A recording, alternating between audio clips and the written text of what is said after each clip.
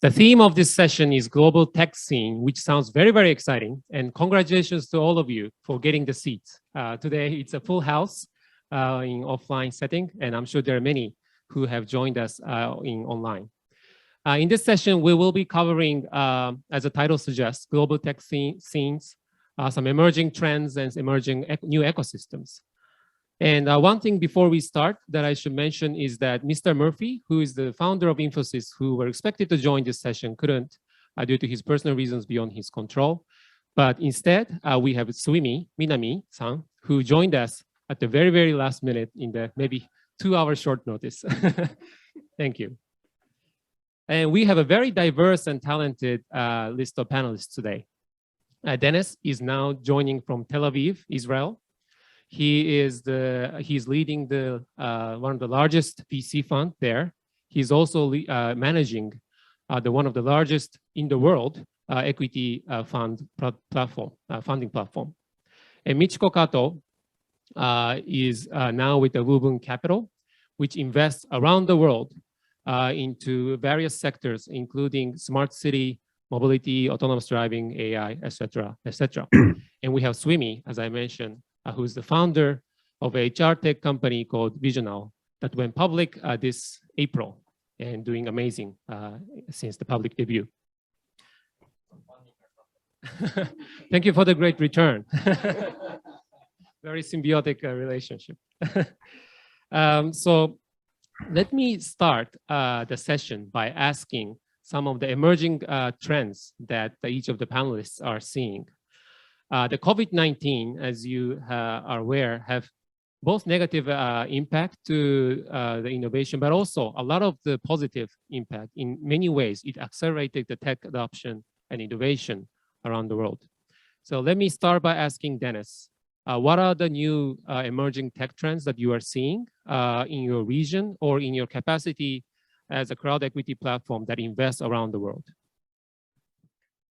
So good afternoon, Japan, and good morning from here, sunny downtown Tel Aviv, Israel.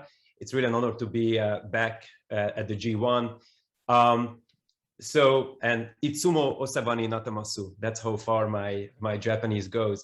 Number one, I think we have seen a phenomenal year being an Israeli venture capitalist working closely with Japan. So I'm super excited about the recent trends. I mean, the global venture capital market has never been more incredibly growing. We are going to hit probably $400 or $500 billion this year. And Israel is one of the leaders in this whole ecosystem and hitting every records. We have over 70 unicorns. And this year, Israel created more unicorns than, I believe, more than whole China. And Israel is 1/3 of Tokyo. And third, I'm super excited about the Israeli-Japanese relationship, where we see that the Japanese investments have been growing exponentially, and the trends are, we can see that how far it can go, and many big Japanese corporations and investment funds are opening up in Israel. So those are the three things that I've seen despite COVID that have been are the major trends. And being an Israeli venture capitalist working closely with Japan, those are the three main things that I'm super excited about. Thanks, Dennis. Also, can you elaborate what's the driving force behind those new trends?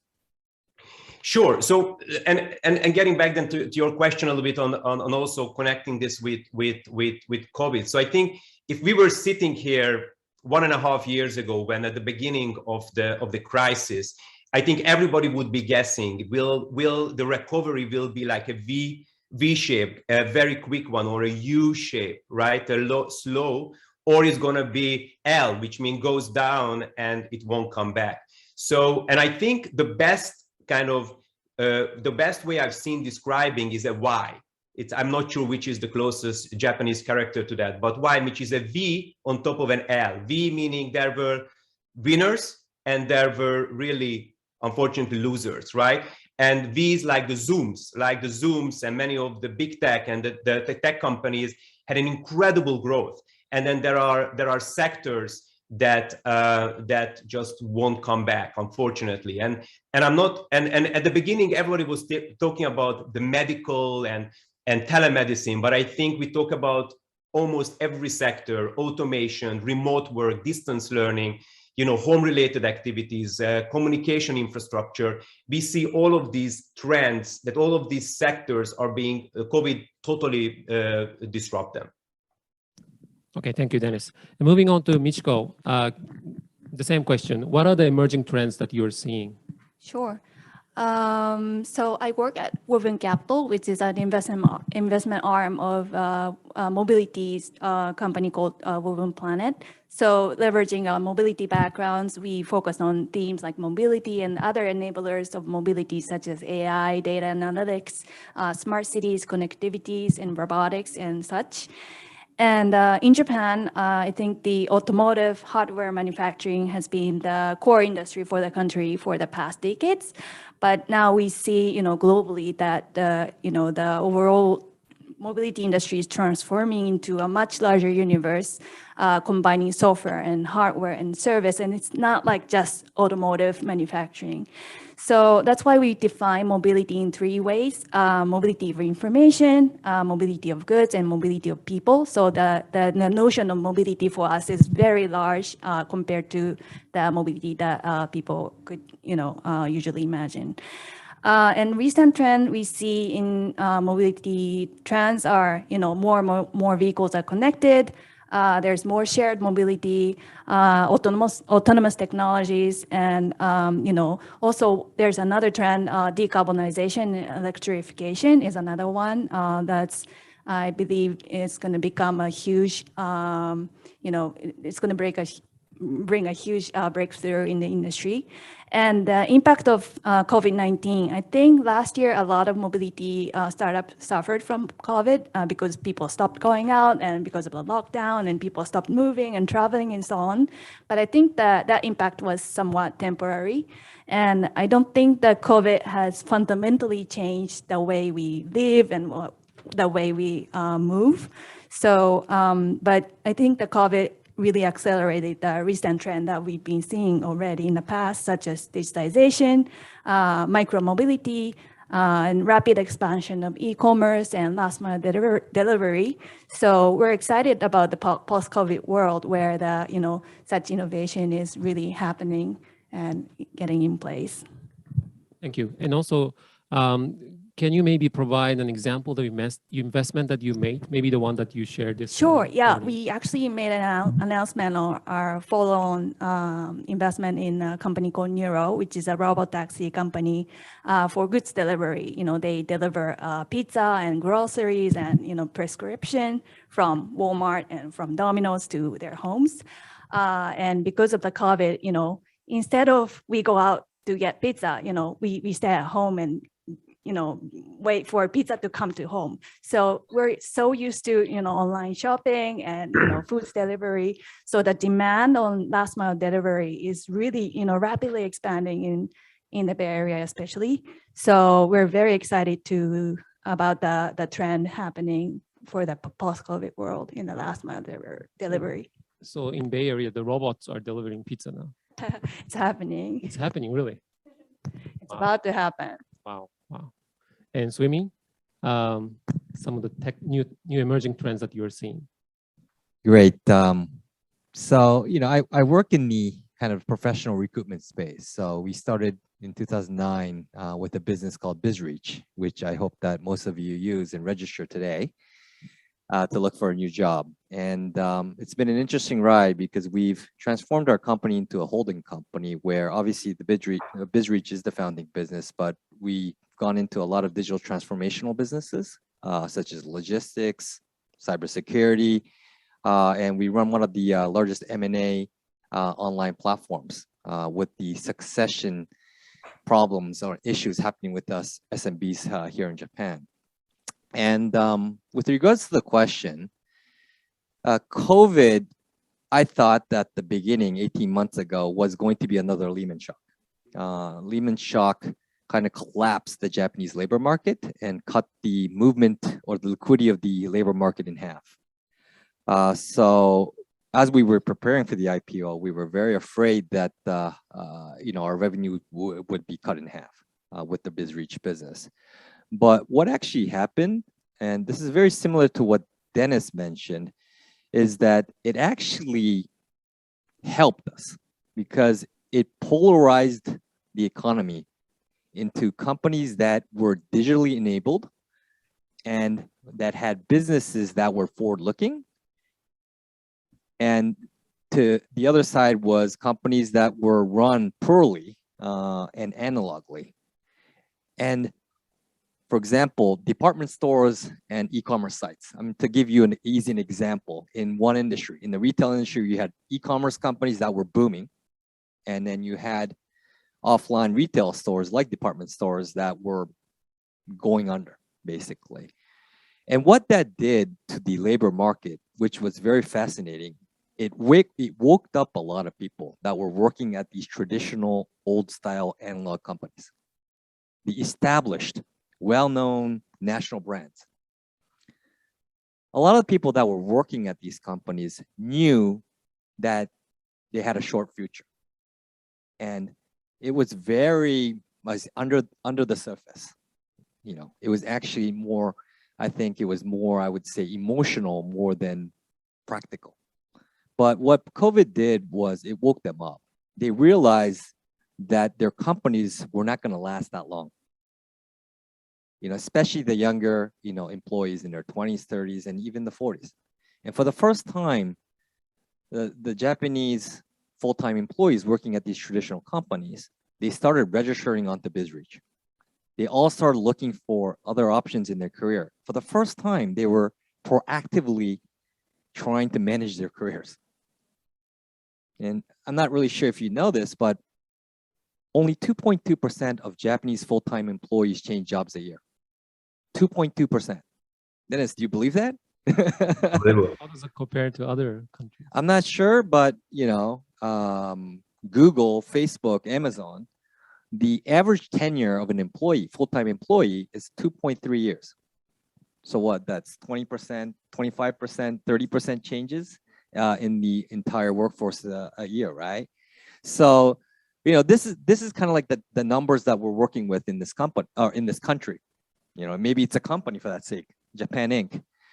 So I think COVID, in terms of COVID and technology, I think it woke up a lot of people, not just on the ground, but management of companies. Companies are starting to lose full-time employees for the first time. So these are some interesting trends that are happening, underneath in the labor market through the disruptions in technologies. Thank you. So the labor market itself became more liquid thanks to COVID and probably thanks to BizReach. We hope so. Yes, and as a result, we had the Y shape, the curve, as Dennis mentioned. Yeah, that's an interesting curve, Dennis. I think it's happening here and probably elsewhere as well. So I want to shift our gears to ecosystem. Because no innovation or technology exists by itself. It is basically fostered by this ecosystem that's participated by entrepreneurs, investors, maybe culture, regulation, and so on. And Israel is known as a startup nation. It's one of the most successful startup ecosystem around the world, maybe after Silicon Valley. And maybe I will start by asking Dennis, how vibrant the startup ecosystem is there, and what was the pivotal moment in the growth of the startup ecosystem in Israel, and what other ecosystem can learn from that? Wow, that's a wonderful question, and loaded questions. Yeah, no, it's I love the question. I just don't know how much time do I have to answer. So I think the pivotal moment was. I can't maybe boil it down to one, but I think the government, whether it's left or right, they all agreed that we need to invest in our people. There is no very much lack of, there's a lack of natural resources. And so we invested in human resources, in brain and innovation. And the government put in quite a number of incentives already 25 years ago, the beginning of 90s, to build a venture capital when venture capital wasn't even really called probably venture capital in a very, very early on. So I think that is that has been a key. So you know, necessity is a mother of invention. So that's one. The two is that the government incentives, and I think I've been speaking about this before at other G1s. Is I think it's a certain mentality, and when I first of all when I hear Swimi-san speaking about the way that he speaks, I mean that gives me an incredible pleasure, because that's the real entrepreneurial spirit, the way he speaks, and to see this also in Japan more and more coming up. It's our relationship to failure, and I think that's one of the things that we need to understand, that, you know, a definition of an entrepreneur is that you fail and fail and fail again before you get it right, and that failure has to be accepted. It has to be accepted by the society, has to be accepted by your family, and potentially, and most importantly, have to be accepted by yourself. And if you cannot relate to that failure, it will be very difficult to leave, even if you have BizRich. You know, you cannot. It's very difficult to leave your super safe job into something which is unknown, and statistically you will not succeed. So I think those are really kind of, and again, there are many other variables, you know, working closely with universities, with the big tech with the tech companies locally in Israel, and again many other variables. But I think those are the three things that I would kind of highlight as helped form the Israeli tech ecosystem. Thank you. And building on your comments, what are the new ecosystem that you, either Dennis or maybe Michiko, as an investor, that you are seeing emerging, maybe as the next Israel, or maybe the next Silicon Valley? Do you see other tech hubs around the world? Yeah, it's a great question, another question, because it's, you know, it used to be, even in venture capital, it used to be location, and it was all about Silicon Valley, and I believe that Silicon Valley is not going to be the world center of innovation. I don't think. I mean, it will stay like this at least for the next 10 to 20 years. However, what we're seeing is a leveling of the playing. Entrepreneurship has really been being democratized, which is amazing, right? You can start a company anywhere. You have, you know, cloud platforms like AWS and GCP Cloud, you know, Azure. You can start a company from anywhere. You can work from anywhere, and you can reach your customers from any social platforms, right? So virtually, you can work from any place you want. So we see, you know, obviously there's China. China has been has created a number of amazing tech companies, but we see Brazil coming up, and Europe, Sweden. Sweden is an amazing story. They have built a number of incredible companies, and by the way, look at India, obviously, and Indonesia. We see a number of ecosystems that are really coming up, and I'm really hope that by next year, when we speak here, you know, Japan is also getting there, because I mean, we see the trends in Japan that there's more and more Swimi-sans coming up. Yes, it's definitely getting there. Japan is too. Michiko, do you want to? Yeah, I agree with what Dennis said, and I still think Silicon Valley is really special. That the layer of talents and ecosystem are really thick, but you know, covering Silicon Valley is not good enough for us, and you know, we're very excited to look for new places like Boston and New York and Israel, of course, India, Europe, Berlin, Sweden, and so on. So we're trying to do some funds investment to expand our geographic coverage, because, you know, our team alone can't cover it globally. And I'm excited about the Tokyo ecosystem. I'm interested to hear Suimi's and Emre's opinion as well. But compared to the past, we think that Tokyo is an exciting ecosystem.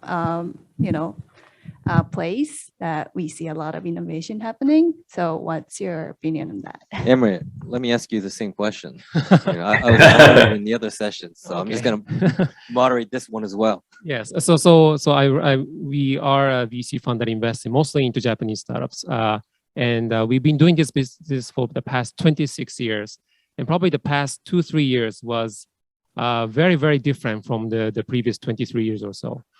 Because we really start to see the acceleration of tech ecosystem happening in Japan. We start to see the emergence of unicorns, maybe multiple unicorns, and some entrepreneurs are now going for maybe decacorns, like tens of billions.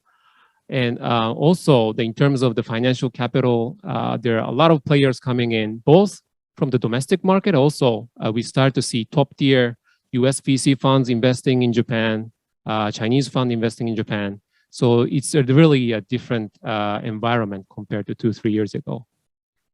Your take, Suimi? Yeah. So let me take you through our journey for the last 12 years from a financial point of view. So we started a company in 2009, right after the Lehman shock, and it was a disastrous time. There were no startups. If you raised $1 million from the Japanese VC community, it was called a miracle. You have Matt, nodding there because we started around the same time. It was tough. Jeffco was our original investor, and every other VC rejected our offer. So we got rejected by every other VC other than Jeffco. They made I think 120 times return on their $2 million investment. So they seem to be happy. But I think over the last 12 years, I think, relating back to what Emre said, I think the kind of layers of talent that has been building up in the ecosystem here in Japan has been really changing the market. Obviously Silicon Valley took 40, 50 years to become what it is now. And I think we're in our 10th year in building up an ecosystem here. The biggest part of our IPO was that for the first time in the Japanese kind of IPO market, 90% of our offering went to global institutional investors. That was the first time that happened. Mercari did, I think, 55%, Free did 70%, so on and so forth. It was a fourth global offering for a Japanese startup.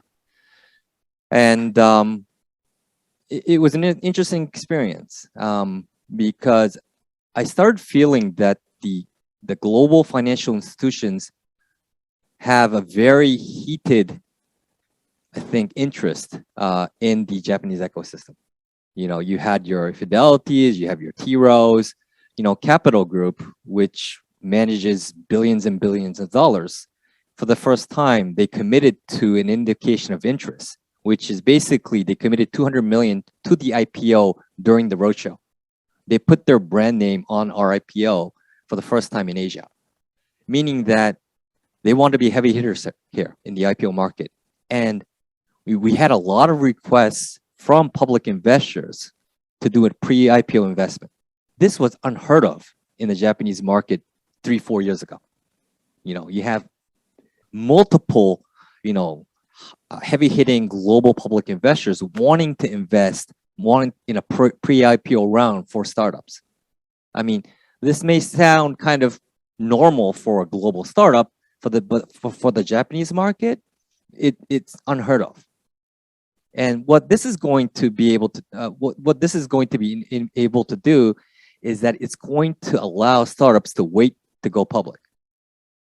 We have a great mother section of the Tokyo Stock Exchange, which allows companies with $10 million revenue and $1 million profit to go public. It's a Series A or a Series B globally, right?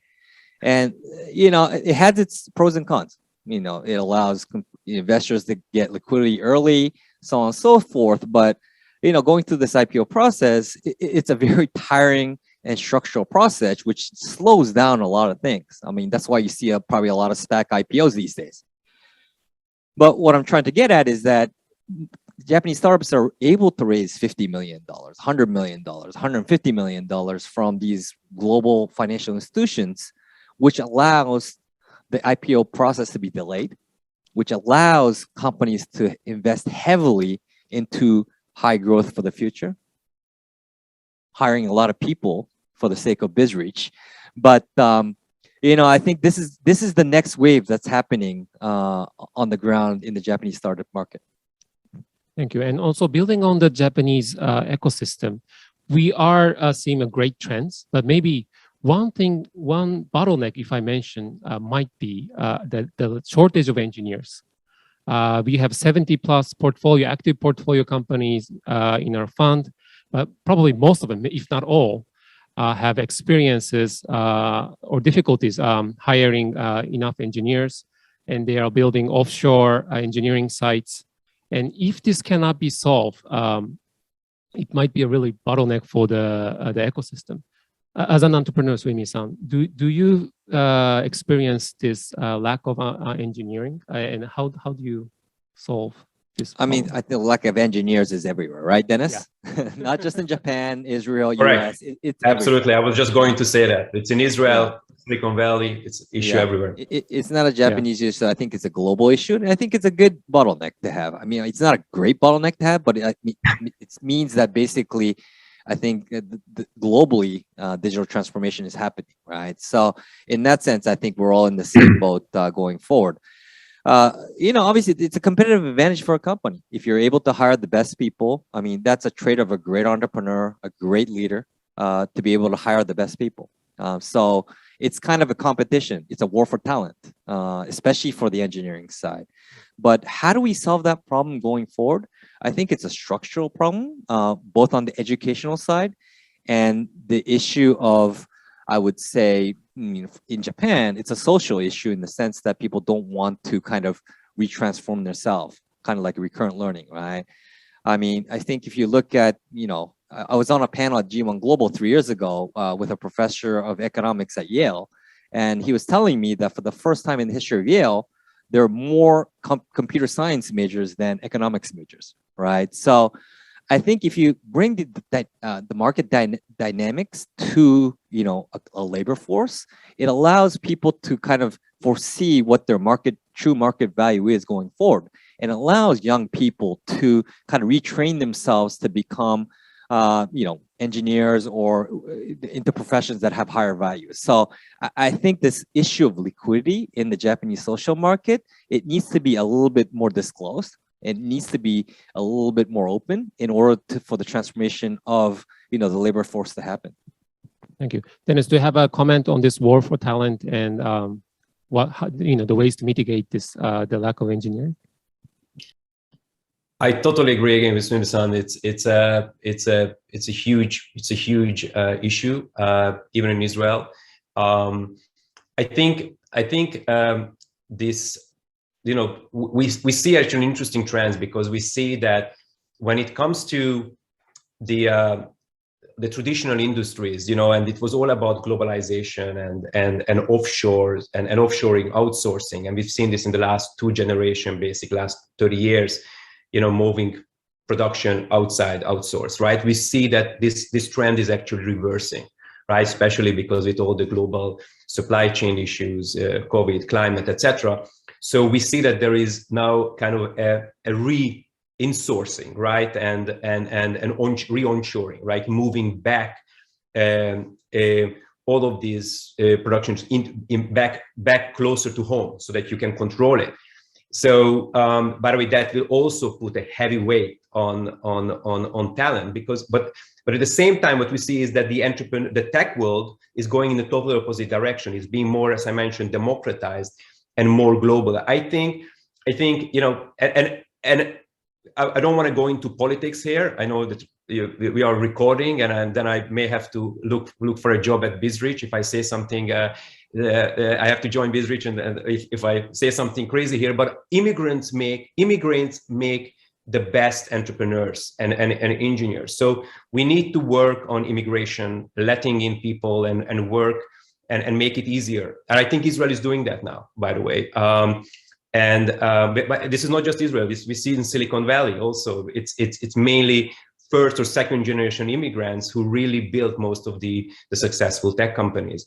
And there has to be you have to find solution to, again, that globalization and bringing more entrepreneurs and engineers in our countries.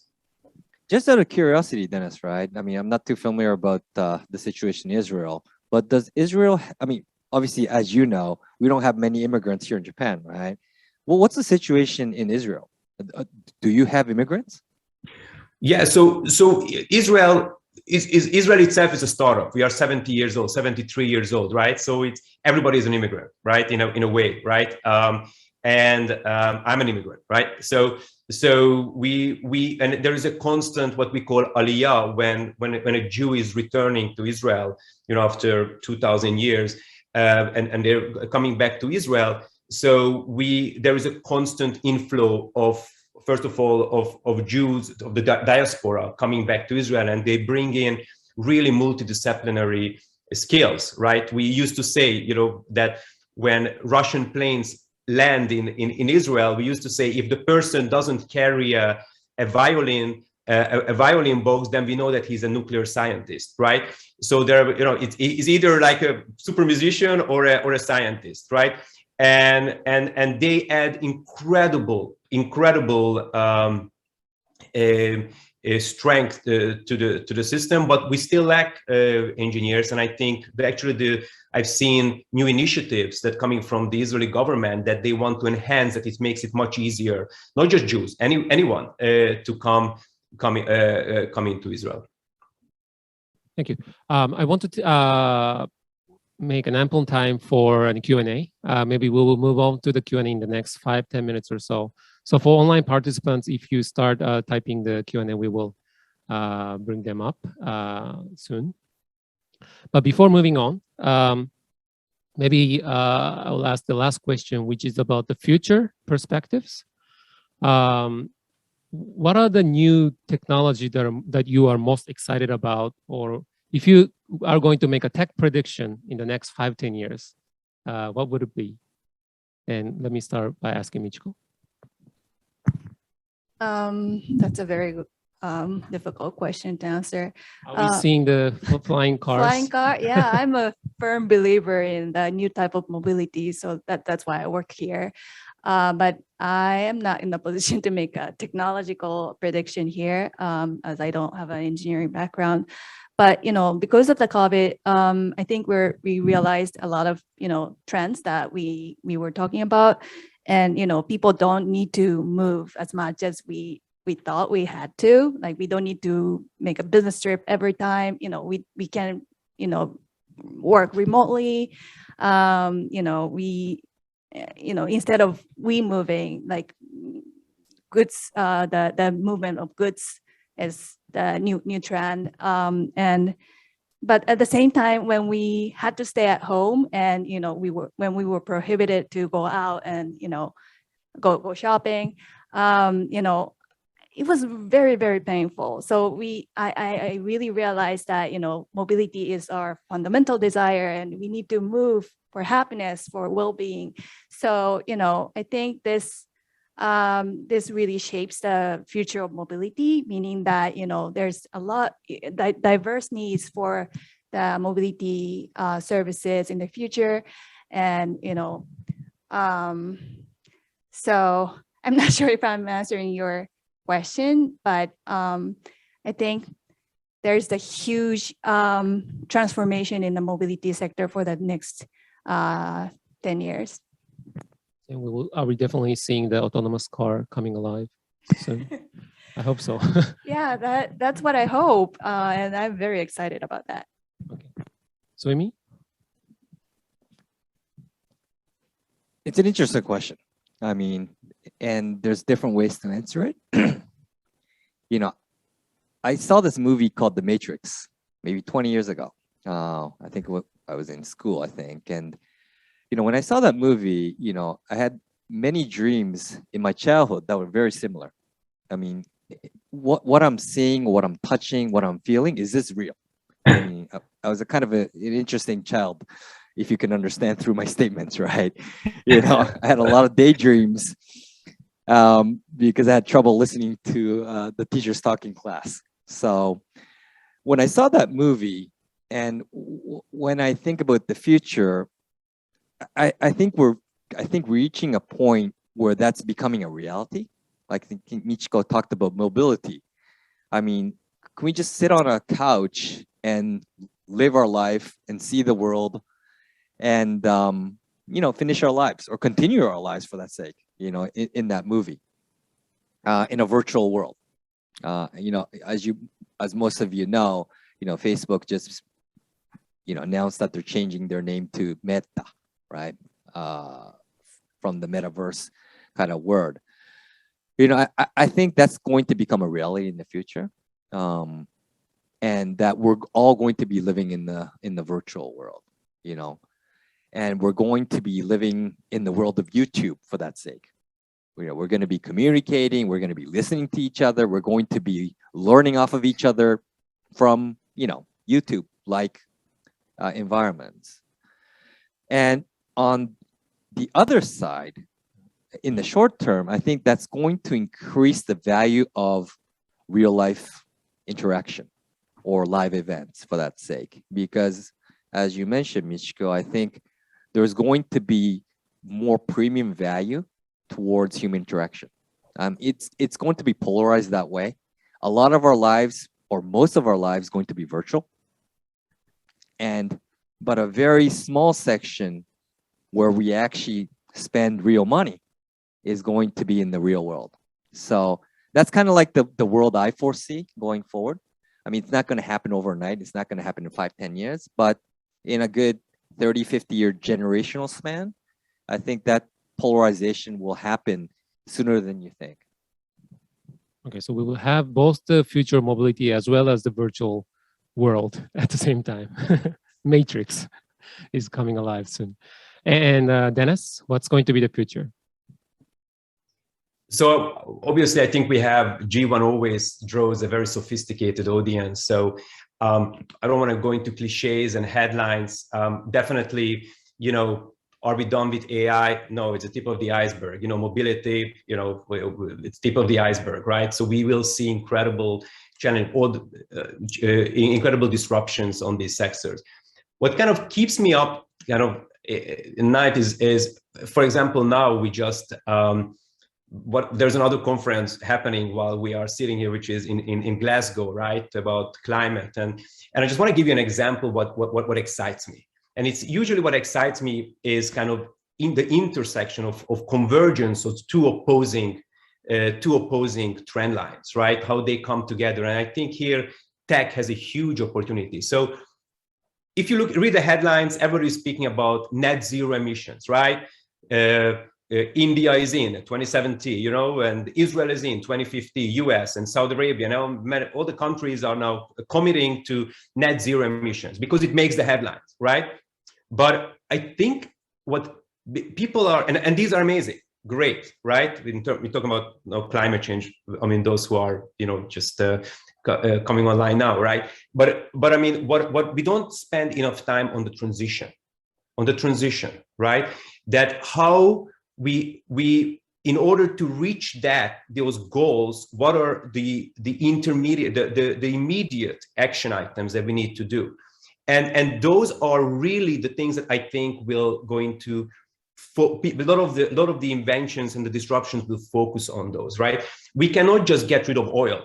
If we are not investing in oil, if we abandon oil or fossil fuels, etc., in the next 2-3 years, oil is going to be $200 and it's going to lead to recession, and there's not going to be net zero emissions, right? We need to find technologies that are helping the transitional period.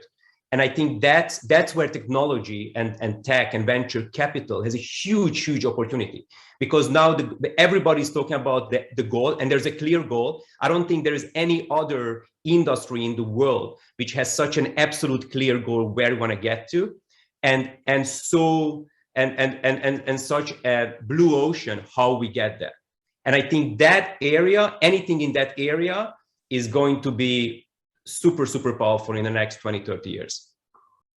Thank you. With that, I would like to open up the floor for comments and questions, and also the online participants. And please address your question in 30 seconds or less, and please state your name and question, and also whom you want to respond the question to. Anyone? Yes, the gentleman here. And I'll take probably 2 or 3 questions at once. Hello, this is Suhas.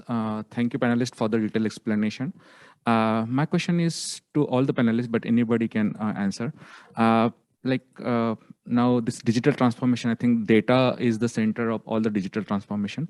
I just want to understand how data is playing the role in your respective companies for doing innovation or for like offering better service to your customer, like maybe it a mobility or HR solution or it like investment firm. So how are you leveraging the data?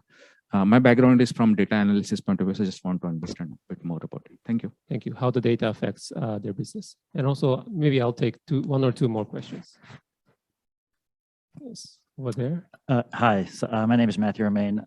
This question is actually for Swimi. So I know Swimi has a very international upbringing, as you can tell from his very fluent English. I also know Swimi became a new father last year.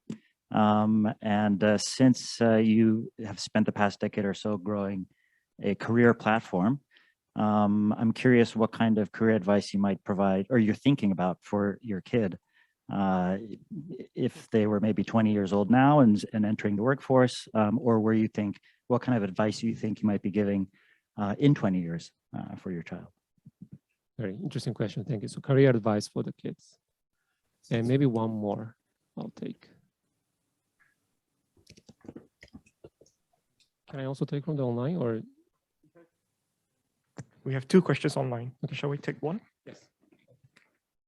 So the first question is from Mr. K. Shibata. He's asking, what is one regulatory change in Japan that you are wishing to materialize for making the biggest impact on tech and startup ecosystem? Okay, thank you. One policy change that will impact the tech ecosystem in Japan. So Swimi, you take the kid question, the kid's advice. And the big data one, maybe Dennis takes. Is that fine? How the big data affects? I'll try. I'll give it a shot.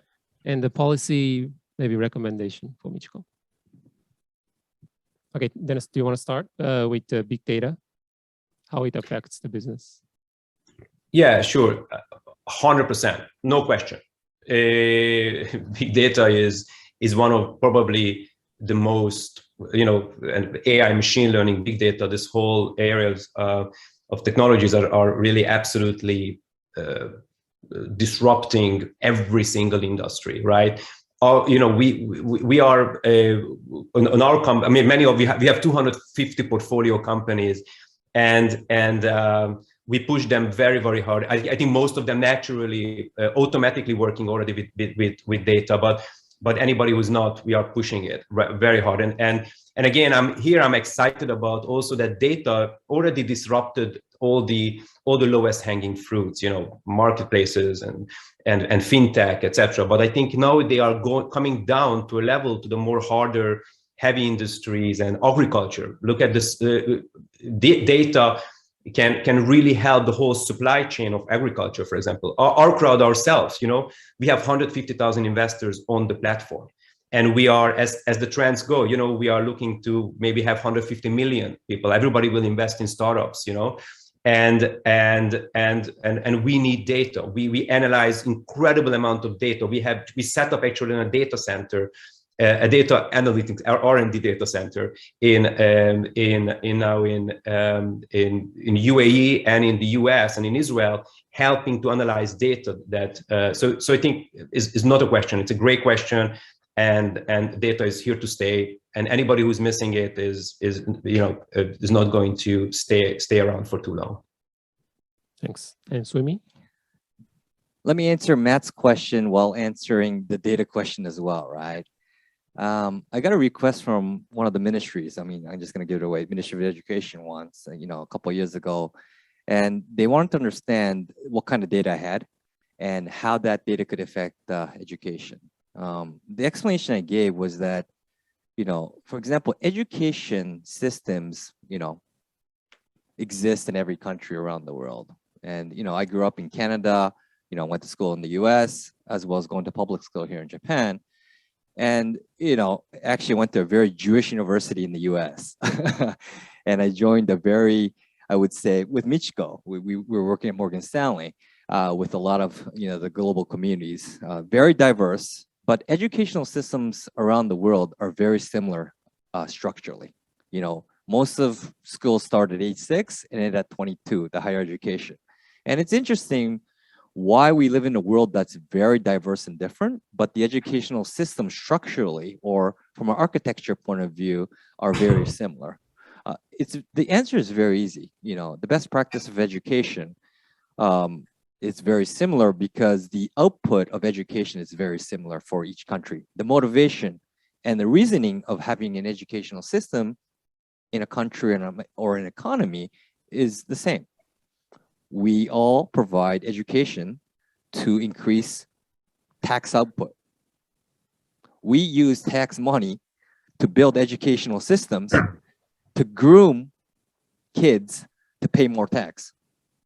It's a business model, right? I run a marketplace where we have real-time data of how people are traded in the labor market. This is my explanation to the Ministry of Education, okay? So they could understand what I do. As we compile data on how people are valued through skill, experience, and I don't know, and actual, output, previous output, we get to build out data on how people are traded. It's a very difficult, architecture or math. I used to work for a professional baseball team run by Rakuten, and one of the first, books I read was called Moneyball. There's a fantastic book called The MVP Machine, American Baseball Kakame in Japanese, which is kind of a follow-up book on Moneyball. And it's becoming very quantitative. What the value of people, what the parameters of one's careers or what they're valued at, it's becoming very clear. And it's becoming clear day and day. And if you look at the real-time value of a person in the labor market today, you can actually understand how kids should be educated right now. Obviously, you have to see 5 to 10 years ahead on what the market is going to look like. And, as a marketplace for careers, we're building up data to be able to provide that to the educational systems here in Japan. I told the ministry I'm not going to give them that data because you're not probably going to be able to use it properly. But they asked me who I'm going to give it to. I'm going to give it to the parents. And as a parent of a 1-year-old child, I have to look ahead 20 years from now to answer your question.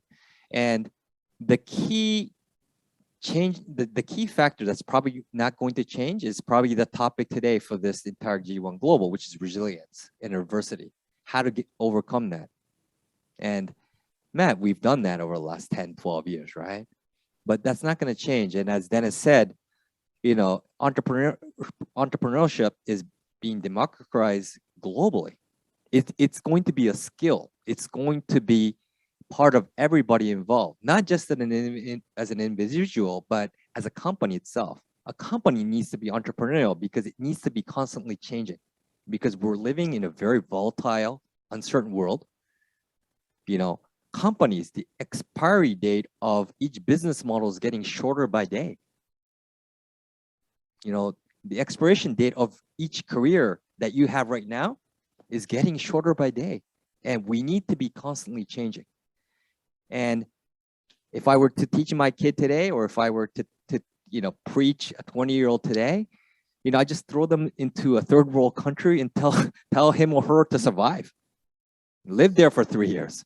Go to another country, live there for 3 years.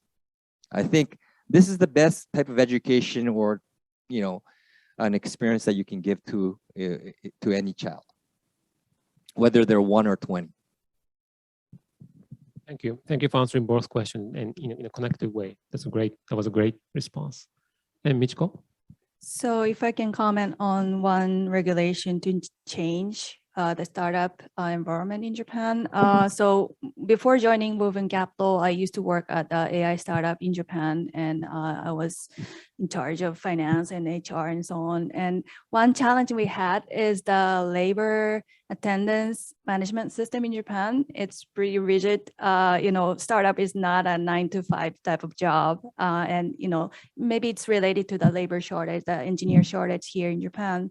But, we need to make the company alive for the next month. And sometimes we really need to work hard and flexibly. So I think the flexibility in work style, maybe it was improved throughout the COVID changes that we had for the last 2 years. But still, I think the, labor management system in Japan, I'm not expert in this area, but that was honestly the challenge that I faced when I was in a startup. And one more thing that I realized when I, encounter with, US Silicon Valley startup ecosystem, when I was at a startup in Japan, the partnership with a larger corporation was also challenging because not all of them, but some large corporations in Japan are not very serious in thinking about partnership with the startups. So oftentimes, a large corporation with great brand name comes to us and say, "Hi, we want to partner with you and we want to do some type of innovation." Don't know what. And they say, our budget is limited. So why don't you make a proposal for us for free? And, maybe we can do a small POC and issue a press release or something. And, that type of approach to potential partnership really harms startup in Japan, because it's a huge waste of, startups' time, and it's a huge opportunity cost that we, lost by spending time with those unserious large corporations. So I think that's one of the challenges.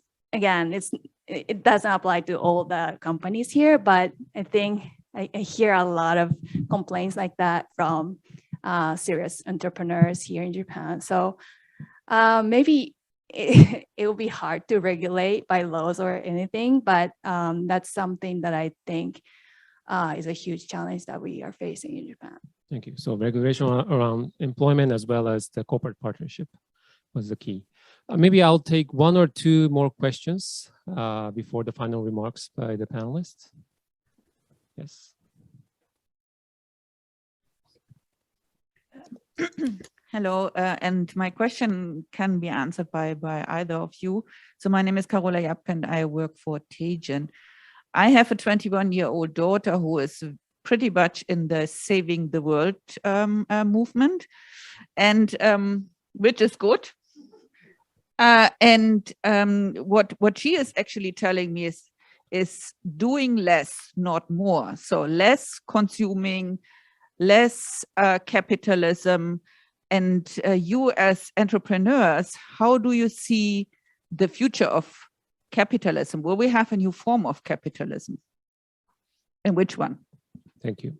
New form of capitalism. And the last question. Yes, thank you. So my name is Neri. So you touched upon the labor force, and currently there is an ongoing the Great Resignation in US. So do you think this will spread out to other markets, and will there be any effect, a significant effect in the tech industry, if any? That's all. You're running against time, but maybe Suimi-san on the labor migration. I think Dennis touched upon, the democratization of entrepreneurship. I think that answers a lot of your questions, and it's happening because it's so much easier to start up a company with all this cloud technology, with platforms that enable you to reach global audiences much more easily than just throwing out yourself into the grand internet back 20 years ago. So it's just so much easier to start a company and to scale your company globally. I think that's one of the reasons why you're seeing, a resonation of, entrepreneurs globally in different areas. I think that's probably the easiest answer to give you. For example, I was the Tokyo Olympics. The Tokyo Olympics back in 1964 was the first Olympics that was aired through satellite. And that was a big change in global broadcasting of, a sporting event. 2020 Olympics that just happened. It was the first, sporting event or the Olympics that was broadcasted via cloud. So there was 30 or 40% less people sent to Japan from a broadcaster's point of view because engineers were able to work from home to engineer the system that could broadcast, the huge amount of content to a global audience. I mean, this is a very kind of similar way of looking at it. You can work remotely. Entrepreneurs can pop up from different areas of the world. And I think this is going to continue to happen as, advancement of technology allows people to work in a more diverse environment with better technology. Thanks. And so with that, sorry, I don't have time for the final remarks, but we covered so many variety of topics from the impact of COVID-19 to the ecosystem, to new innovation, democratization of entrepreneurship, and so on. And I want to thank all the panelists for their insights, as well as the audiences for the great question and the comments. Thank you very much.